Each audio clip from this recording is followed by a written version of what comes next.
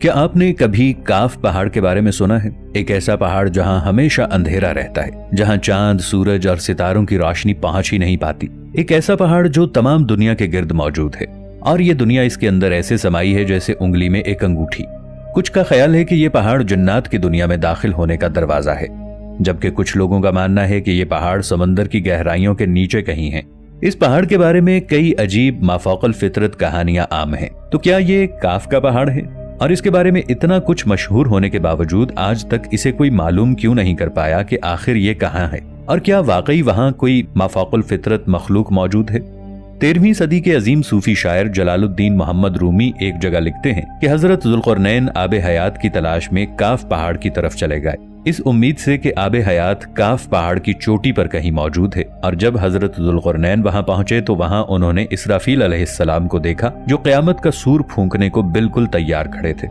اب اس بات کی حقیقت کیا ہے یہ تو ہم نہیں جانتے، لیکن مولانا جلال الدین رومی کے ان الفاظ کے پیچھے کوئی مقصد ضرور چھپا ہوگا۔ شاید اس بات کا تعلق کسی خاص چیز یا کسی خاص واقعے کی طرف اشارہ ہو۔ اس بات کو مزید سمجھنے کے لیے ہمیں کاف پہاڑ کے بارے میں سمجھنا ہوگا۔ کاف، کوہ کاف یا جبل کاف کے نام سے مشہور یہ پہاڑ عربی اور ایرانی ثقافتوں میں ایک پراسرار پہاڑی ہے، اور اس پہاڑ کو زمین کا بالکل آخری سرا سمجھا جاتا ہے جہاں پر کوئی پہنچ نہیں سکتا۔ اور مشرق وسطی کی افسانوی داستانوں کے مطابق اس جگہ ایک عجیب الخلقت پرندہ روک موجود ہے جو جسامت میں اتنا بڑا ہوتا ہے کہ ایک پورے ہاتھی کو اپنے پنجوں میں اٹھا سکتا ہے۔ کاف کا یہ لفظ عربی حروف میں 21 نمبر پر آتا ہے، جو ایک قدیم یونانی فونیشن حرف سے نکلا ہے جس کا ڈکشنری میں مطلب گردن کے پچھلے حصے کا ہے، جسے انگریزی میں نیپ بھی کہا جاتا ہے۔ اب مختلف تہذیبوں کے لوگ اس کے الگ الگ معنی لیتے ہیں۔ مثال کے طور پر جاپان میں جس کی گردن واضح نظر آئے تو وہ اسے ایک قابل انسان کی نظر سے دیکھتے ہیں۔ افریقی لوگ نیپ کو نوکروں کے لیے استعمال کرتے ہیں، جبکہ مصری لوگ کسی کو شرمندہ کرنے کے لیے اس کی گردن یعنی نیپ پر تھپڑ مارتے ہیں۔ اب مختلف ثقافتیں اور مختلف مطلب، لیکن کوئی بھی آج تک یہ معلوم نہیں کر سکا کہ آخر اس پہاڑ کو کاف پہاڑ ہی کیوں کہتے ہیں۔ لوگوں کا یہ ماننا ہے کہ یہ لفظ کاف کسی چیز کے سینٹر کو ظاہر کرتا ہے، اور یہ لفظ اتنا مقدس ہے کہ قرآن کی ایک پوری سورہ کا نام سورہ قاف ہے۔ اس سورہ میں اللہ کی وحدانیت اور موت اور زندگی کا نظریہ پیش کیا گیا ہے۔ چین کے لوگوں کا ماننا ہے کہ دنیا میں موجود تمام پہاڑ ایک بڑے پہاڑ کی شاخیں ہیں، اور وہ بڑا پہاڑ یہی کاف پہاڑ ہے۔ مولانا جلال الدین رومی کی وہ تحریر جس میں انہوں نے حضرت ذوالقرنین کا کاف پہاڑی پر جانے کا ذکر کیا تھا، اس کے بارے میں پاکستان کے شہر بہاولپور کے ایک علاقے سے تعلق رکھنے والے ایک اور صوفی مخدوم جہانین جہاں گشت نے اپنے ایک سفر نامے میں لکھا تھا کہ حضرت ذوالقرنین نے نہ صرف حضرت جبرائیل علیہ السلام کو کاف کی پہاڑی پر دیکھا، بلکہ انہوں نے یاجوج ماجوج کو بھی اسی پہاڑی پر قید کیا تھا۔ مشہور تاریخ دان الطبری کے مطابق حضرت محمد مصطفیٰ صلی اللہ تعالی علیہ وآلہ وسلم نے ارشاد فرمایا، اللہ نے قاف پہاڑ کو دنیا کے گرد تخلیق کیا ہے، یہ تمام دنیا اس پہاڑ کے درمیان میں ایسے موجود ہے جیسے ایک انگلی میں انگوٹھی۔ کوئی بھی یہاں پہنچ نہیں سکتا کیونکہ وہاں پہنچنے تک 4 مہینے اندھیرے میں سے گزرنا پڑے گا۔ یہ وہ پہاڑ ہے جہاں کوئی سورج، کوئی چاند نہیں اور کوئی ستارے نہیں، اور یہ پہاڑ انتہائی شوخ نیلے رنگ کا ہے کہ آسمان جو ہمیں نیلا نظر آتا ہے یہ دراصل اسی پہاڑ کے عکس کا رنگ ہے۔ اگر یہ پہاڑ نہ ہوتا تو آسمان کا رنگ بھی نیلا نہ ہوتا۔ رابرٹ نیبلنگ کی مشہور کتاب ایک باب میں وہ الطبری کے بیان کردہ ایک واقعے کا ذکر کرتا ہے۔ اس میں حضرت محمد صلی اللہ علیہ وآلہ وسلم اور حضرت علی رضی اللہ تعالی عنہ کے درمیان ایک دلچسپ گفتگو کا احوال ذکر ہے۔ اس گفتگو میں حضرت محمد صلی اللہ علیہ وآلہ وسلم نے 2 پر اسرار شہروں اور ان دونوں شہروں کے قاف پہاڑ سے تعلق کے بارے میں بیان فرمایا کہ ایک شہر جابل کا ہے جو مشرق میں ہے اور دوسرا شہر جابل سا ہے جو مغرب میں ہے، اور یہ دونوں شہر زمرد سے بنے ہیں۔ حضرت علی رضی اللہ تعالی عنہ نے سوال کیا کہ یا رسول اللہ صلی اللہ علیہ وآلہ وسلم، کیا یہ دونوں شہر ہماری ہی دنیا میں موجود ہیں؟ تو آپ صلی اللہ علیہ وآلہ وسلم نے فرمایا کہ یہ دونوں شہر مکمل تاریکی میں ہیں اور یہ قاف پہاڑ سے ملے ہوئے ہیں۔ آپ صلی اللہ علیہ وآلہ وسلم نے فرمایا کہ ہر شہر کی نگرانی کے لیے ایک قلعہ موجود ہے اور اس قلعے میں 1000 آدمی وہاں کی نگرانی کرتے ہیں۔ آپ صلی اللہ علیہ وآلہ وسلم نے فرمایا کہ ان دونوں شہروں میں موجود لوگ نہ حضرت آدم علیہ السلام کو جانتے ہیں نہ ابلیس کو، یہاں تک کہ یہ لوگ چاند اور سورج کے بارے میں بھی نہیں جانتے کہ اللہ نے چاند اور سورج بھی تخلیق کیے ہیں۔ جو روشنی ان تک پہنچتی ہے وہ قاف پہاڑ کی روشنی ہے، اور وہاں موجود لوگ جڑی بوٹیاں کھاتے ہیں اور ان کے بدن پر کوئی کپڑا نہیں ہوتا۔ حضرت علی رضی اللہ تعالی عنہ نے پوچھا کہ یا رسول اللہ صلی اللہ علیہ وآلہ وسلم، تو کیا وہ لوگ فرشتے ہیں؟ تو آپ صلی اللہ علیہ وآلہ وسلم نے فرمایا کہ نہیں، وہ فرشتے نہیں، لیکن اللہ سے ان کی فرما برداری بالکل فرشتوں کی طرح ہی ہے۔ ترکی سے تعلق رکھنے والے ایک صوفی مولانا ناظم القبروسی کے مطابق ہماری دنیا کے ارد گرد بہت ساری ایسی دنیایں ہیں جو ہم سے پوشیدہ ہیں۔ جب حضرت امام مہدی علیہ السلام تشریف لائیں گے تو وہ اکیلے نہیں ہوں گے، بلکہ اللہ ان کی مدد کے لیے قاف پہاڑ سے ایسی مخلوق کو بھیجیں گے جو اس دنیا والوں کے لیے بالکل نئی ہوگی۔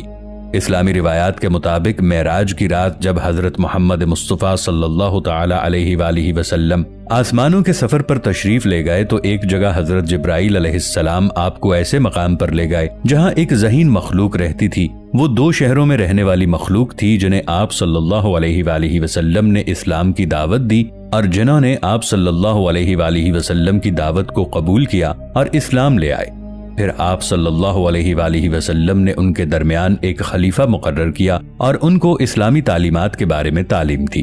پھر حضرت جبرائیل علیہ السلام آپ صلی اللہ علیہ وآلہ وسلم کو ایک اور قوم کی طرف لے گئے جو تاریس اور تاکل کے نام سے جانے جاتے تھے۔ آپ صلی اللہ علیہ وآلہ وسلم نے انہیں بھی اسلام کی دعوت دی، لیکن انہوں نے آپ صلی اللہ علیہ وآلہ وسلم کی دعوت کو قبول نہیں کیا۔ وہاں سے آپ صلی اللہ علیہ وآلہ وسلم حضرت جبرائیل علیہ السلام کے ساتھ یاجوج ماجوج کی طرف گئے اور آپ صلی اللہ علیہ وآلہ وسلم نے انہیں بھی اسلام کی دعوت دی۔ لیکن یاجوج ماجوج تاریس اور تاکل سے بھی زیادہ سرکش قوم تھی۔ انہوں نے بھی آپ صلی اللہ علیہ وآلہ وسلم کی دعوت کو قبول نہیں کیا اور آپ صلی اللہ علیہ وآلہ وسلم کو ماننے سے انکار کر دیا۔ اس تمام واقعے کا تفصیلی ذکر الطبری کی کتاب تاریخ الطبری میں موجود ہے، جس میں جابلقا اور جابلسا 2 شہروں کے بارے میں ایک طویل حدیث کا ذکر کیا گیا ہے، جس میں آپ صلی اللہ علیہ وآلہ وسلم نے کچھ یہودی عالموں کو جواب میں ان دونوں شہروں کی مکمل تفصیل بیان فرمائی، اور اس وقت حضرت علی رضی اللہ تعالی عنہ بھی آپ صلی اللہ علیہ وآلہ وسلم کے پاس موجود تھے۔ حضرت علی رضی اللہ عنہ نے سوال کیا کہ یا رسول اللہ، کیا وہ دونوں شہر ہماری دنیا میں ہی موجود ہیں؟ تو آپ صلی اللہ علیہ وآلہ وسلم نے فرمایا کہ وہ دونوں شہر قاف پہاڑ کے نزدیک مکمل تاریکی میں ہیں۔ ہر شہر کا اپنا ایک قلعہ ہے جس میں ہر وقت 1000 لوگ ان شہروں کی حفاظت پر مامور رہتے ہیں، اور وہ اس لیے کیونکہ یہ دونوں شہر زمرد سے بنے ہیں۔ ان دونوں شہروں کے سب سے بڑے دشمن تاریس اور تاکل 2 سرکش قومیں ہیں جو ان دونوں شہروں میں موجود قیمتی خزانوں کو حاصل کرنا چاہتی ہیں۔ ان کے حملے کے ڈر سے ان دونوں شہروں میں موجود لوگ ہر وقت حفاظت پر ہوتے ہیں تاکہ اپنے شہروں کو ان سرکش قوموں کے حملوں سے بچا سکیں۔ ان شہروں میں بسنے والے لوگ نہ حضرت آدم علیہ السلام سے واقف ہیں اور نہ ابلیس سے۔ ان کے درمیان کوئی عورت نہیں، وہ تمام مرد ہیں۔ ان شہروں تک پہنچنا ایک انسان کے لیے بہت مشکل ہے، لیکن ہود علیہ السلام کی قوم کے 3 لوگ وہاں پہنچ گئے تھے اور وہاں پر رہے، مگر وہاں ان لوگوں پر شدید تشدد کیا گیا اور وہ وہاں سے بھاگنا چاہتے تھے لیکن بھاگ نہیں سکتے تھے۔ الطبری کے مطابق جب ان یہودیوں نے آپ صلی اللہ علیہ وآلہ وسلم کی تمام باتیں سنی تو فوراً بول اٹھے کہ آپ ہی وہ آخری نبی ہیں جن کے بارے میں حضرت موسیٰ علیہ السلام نے ہماری آسمانی کتاب میں ذکر فرمایا تھا کہ جب تم لوگ آخری پیغمبر حضرت محمد مصطفیٰ صلی اللہ تعالی علیہ وآلہ وسلم سے ملو تو انہیں میرا سلام پیش کرنا۔ الطبری کی کتاب تاریخ الطبری میں موجود اس واقعے کے بارے میں معلومات اکٹھی کی تو معلوم ہوا کہ یہ واقعہ صرف اہل تشیع میں موجود ایک حدیث میں ملتا ہے، جبکہ اہل سنہ میں اس واقعے کے بارے میں کہیں کوئی ذکر نہیں ملتا۔ دوسری بات یہ کہ الطبری ایک محدث سے زیادہ ایک تاریخ دان تسلیم کیے جاتے ہیں، اس لیے الطبری میں موجود حدیث کو انتہائی غور و فکر سے پڑھنا ضروری ہے، کیونکہ الطبری کے حوالے سے ایسی کئی حدیث سامنے آئی ہیں جن کے الفاظ اور روایات میں کئی لحاظ سے کمزوریاں پائی گئی ہیں۔ اس کے علاوہ قاف پہاڑ کا ذکر سیاہ ستہ کی کسی کتاب میں بھی موجود نہیں، اس لیے اہل سنت کے مطابق الطبری کی جس حدیث میں ان 2 شہروں کا ذکر کیا گیا ہے، اس حدیث کا کوئی مستند ذریعہ معلوم نہیں۔ لیکن اہل تشیع کی احادیث کی سب سے قدیم کتاب بصائر الدرجات میں ایسے 2 شہروں کا ذکر آیا ہے جو اپنے ایک لیڈر کے انتظار میں ہیں۔ دوستو، ہالی ووڈ کی اکثر فلمیں افسانوی داستانوں اور مذہبی کتابوں میں موجود قدیم قوموں اور واقعات پر مبنی ہوتی ہیں، جس کی ایک بڑی مثال میٹرکس نامی فلم ہے، جہاں کے لوگ ایک تاریک دنیا میں موجود ہوتے ہیں جو ہماری دنیا سے بالکل مختلف ہوتی ہے، یا پھر دا وزرڈ آف اوزی نامی فلم جس میں ایک ایسا شہر دکھایا جاتا ہے جو سارا زمرد سے بنا ہوتا ہے۔ اسی طرح احادیث میں یاجوج ماجوج کا جس طرح ذکر کیا گیا ہے، اس طرح کی مخلوق پر ہالی ووڈ کی لاتعداد فلمیں موجود ہیں۔ یہ شہر کہاں ہے اور ان شہروں کے حوالے سے موجود حدیث کتنی صحیح ہے، اس بارے میں تو اللہ ہی بہتر جانتا ہے۔ کوہ قاف مشرق وسطی اور عرب کے مشہور افسانوں میں سے ایک افسانوی سلسلے کا نام ہے۔ اسلامی روایات کے مطابق کوہ قاف کو جنوں کا وطن کہا جاتا ہے، جسے اللہ تعالیٰ نے چمکتے زمرد سے بنایا ہے، جبکہ ایرانی روایتوں کے مطابق یہ علاقہ شمالی قفقاز کے علاقوں میں تھا، اور اس علاقے کو آج تک کوئی انسانی حکومت حاصل نہیں کر سکی اور نہ ہی کوئی انسان اس پر قبضہ کر سکا، کیونکہ یہ پہاڑی سلسلے اسرار میں ڈھکے ہوئے تھے۔ کوہ قاف دراصل ایک پہاڑی سلسلہ ہے۔ اسے زمین کا سب سے دور دراز مقام کہا جاتا ہے، جو داستانوں میں زرتشت کی زمین اور سی مرغ نامی ایک پرندے کی وجہ سے مشہور ہے۔ کہتے ہیں کہ یہ پہاڑ سبز زمرد پر مشتمل ہے۔ اس زمرد کی وجہ سے آسمان کو سبز رنگ عطا کیا گیا ہے۔ کوہ قاف کو جنوں کا شہر بھی کہا جاتا تھا، جہاں قدیم زمانے میں جنات نے بہت سی حکومتوں کو قائم کیا تھا۔ امام لکھتے ہیں کہ کوہ قاف کئی علاقوں میں تقسیم ہے، جس میں 70 زمین چاندی اور 70 زمینیں سونے کی ہیں، جبکہ 70 مشک کی۔ عربی کتابوں کے مطابق کوہ قاف چند پہاڑی سلسلوں میں سب سے اونچا پہاڑی سلسلہ ہے، جو اللہ تعالیٰ کی طرف سے زمین کو سہارا دینے کے لیے بنایا گیا تھا، اور اس دنیا میں جتنے بھی پہاڑی سلسلے ہیں ان سب کی شاخیں زیر زمین کوہ قاف سے جڑی ہوئی ہیں۔ اس طرح کوہ قاف زمین کا سب سے بڑا پہاڑ ہے اور یہ تمام پہاڑی سلسلوں کا مرکز ہے۔ 13ویں صدی میں زکریا القصوی نے عجائب المخلوقات و غرائب الموجودات نامی ایک کتاب لکھی تھی، جس میں انہوں نے لکھا کہ کاسمولوجی کے مطابق آسمان کو خدا نے تھام رکھا ہے تاکہ آسمان زمین پر نہ گر پڑے۔ زمین کے چاروں طرف سے پہاڑوں کا ایک طویل سلسلہ ہے۔ اس سلسلے میں قاف کا پہاڑ بھی شامل ہے، جو زمین کو اپنی جگہ پر قائم رکھتا ہے۔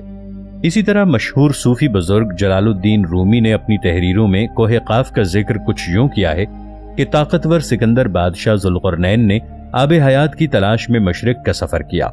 اس سفر کے دوران آپ کوہ قاف تک جا پہنچے تھے تو آپ نے دیکھا کہ وہاں پر فرشتہ اسرافیل قیامت کے دن سور پھونکنے کا انتظار کر رہا تھا، اور اس بات کے متعلق ایک اور روایت بھی بیان کی جاتی ہے کہ حضرت ابن عباس رضی اللہ عنہ فرماتے ہیں کہ حضرت محمد صلی اللہ علیہ وآلہ وسلم ہمارے پاس تشریف لائے جبکہ ہم مسجد نبوی میں ایک دائرے کی شکل میں بیٹھے ہوئے تھے۔ آپ صلی اللہ علیہ وسلم نے ہم سے ارشاد فرمایا کہ آپ کیا کر رہے ہیں؟ ہم نے عرض کی، یا رسول اللہ صلی اللہ علیہ وآلہ وسلم، ہم اس چیز پر غور کر رہے ہیں کہ سورج کیسے طلوع ہوتا ہے اور غروب ہوتا ہے۔ تو آپ صلی اللہ علیہ وآلہ وسلم نے فرمایا کہ تم نے اچھا کیا، اس طرح مخلوق میں فکر کیا کرو، کیونکہ اللہ جس کے لیے چاہتا ہے وہ پیدا کرتا ہے۔ تم یہ تعجب کرو کہ کوہ قاف سے آگے 7 سمندر ہیں، ہر سمت 500 سال سفر کرنے کے طویل ہے۔ اس سے آگے 7 زمینیں بھی ہیں جن کا نور وہاں کے رہنے والے لوگوں کے لیے چمکتا ہے۔ اس کوہ قاف کے آگے 17,000 مخلوقات ہیں جو عورتیں ہیں، ان کو پرندوں کی شکل میں پیدا کیا گیا ہے۔ اس کا بچہ پیدا ہوتے ہی ہوا میں اڑنے لگتا ہے، اور یہ اللہ کی تسبیح سے 1 سیکنڈ کے لیے بھی غافل نہیں ہوتے۔ ان کا کھانا بھی ہوا ہے، ان کا پینا بھی ہوا ہے، ان کا لباس برتن بھی ہوا کے ہیں۔ وہ یہ نہیں جانتے کہ اللہ تعالیٰ نے حضرت آدم علیہ السلام یا ابلیس کو پیدا کیا ہے، اور نہ ہی ابلیس کی اولاد کو جانتے ہیں۔ اللہ تعالیٰ نے کوہ قاف کو دنیا کی جلد کے طور پر پیدا فرمایا۔ یہ ساری دنیا اس پہاڑ کے درمیان ایسے موجود ہے جیسے کوئی انگلی۔ کوئی انسان وہاں نہیں پہنچ سکتا، کیونکہ وہاں پہنچنے کے لیے 4 مہینے اندھیرے سے گزرنا پڑے گا۔ یہ وہ پہاڑ ہے جہاں کوئی سورج اور چاند نہیں ہے، حتیٰ کہ یہ سورج اور چاند کو بھی نہیں جانتے کہ اللہ تعالیٰ نے ان کو تخلیق کیا ہے۔ جو روشنی ان تک پہنچتی ہے وہ کاف پہاڑ کی روشنی ہے۔ وہاں موجود لوگ جڑی بوٹیاں کھاتے ہیں اور ان کے جسم پر کوئی کپڑا نہیں ہوتا۔ کوئی بھی شخص آج تک یہاں نہیں پہنچ سکا۔ کیا یہ وادی واقعی جنوں کا دیس ہے یا کسی اور دنیا میں جانے کا کوئی پراسرار راستہ ہے؟ صحابہ کرام نے پوچھا، یا رسول اللہ صلی اللہ علیہ وآلہ وسلم، کیا وہ لوگ فرشتے ہیں؟ آپ نے ارشاد فرمایا، نہیں، مگر اللہ تعالیٰ سے ان کی فرما برداری بالکل فرشتے جیسی ہے۔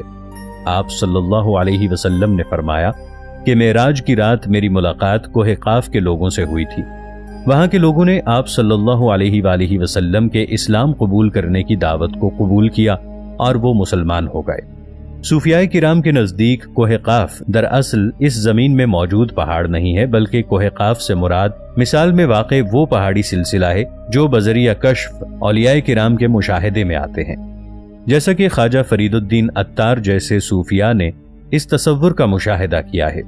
طریقت میں کوہ قاف کو شعور کا ایک دائرہ اور مرید کا حق سمجھا جاتا ہے، اسے پا کر بندہ فنا فی اللہ کے درجے تک پہنچتا ہے۔ بہت سے لوگوں کا ماننا ہے کہ یہ لفظ کسی چیز کے مرکز کو ظاہر کرتا ہے، اور یہ لفظ اتنا مقدس ہے کہ قرآن مجید کی پوری ایک سورت کا نام سورہ قاف ہے، جس کا کاف پہاڑ کی طرف اشارہ ہے۔ اس میں اللہ تعالیٰ کی وحدانیت، موت اور زندگی کا نظریہ پیش کیا گیا ہے۔